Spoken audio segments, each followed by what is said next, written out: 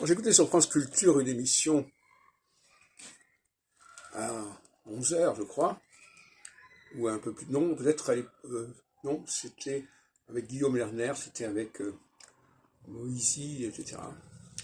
Et alors, Moïsi proposait de comparer la situation actuelle en Russie avec celle de 1905 contre le Japon, et là contre l'Ukraine.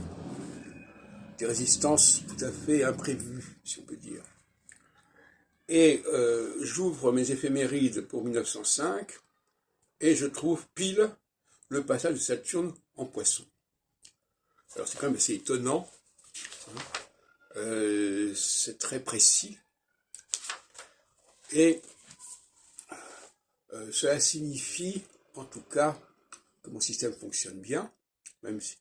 Bon, ça a été d'ailleurs aussi le moment de la première révolution en Russie, qui allait précéder celle de 1917.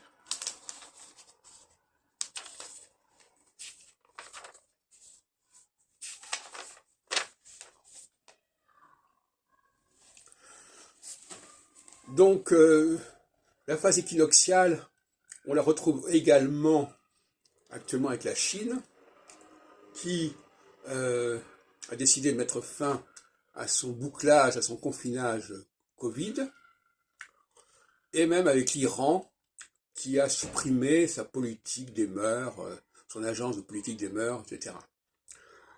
Donc on voit quand même des changements majeurs, qui ne sont pas liés à une évolution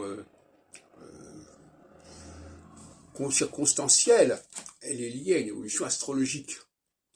Et c'est l'occasion pour moi de préciser que l'historien n'est pas simplement là pour commenter ce qui arrive après coup, mais pour prévoir.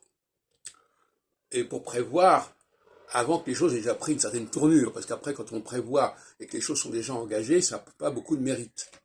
Mais prévoir ce qui est imprévisible, prévoir ce qui n'a pas encore eu lieu, qui n'a pas encore été amorcé, ça c'est vraiment la validation de l'histoire. Et d'ailleurs, entre parenthèses, l'astrologie et l'histoire ont des enjeux communs, car ce qui fonctionne pour l'astrologie pourra servir à l'histoire pour qu'elle fonctionne à elle-même. Et en ce sens-là, nous retrouvons les attentes de l'école des Annales et de gens comme Fernand Braudel qui pensaient qu'effectivement l'histoire avait besoin d'être sous-tendue par d'autres disciplines.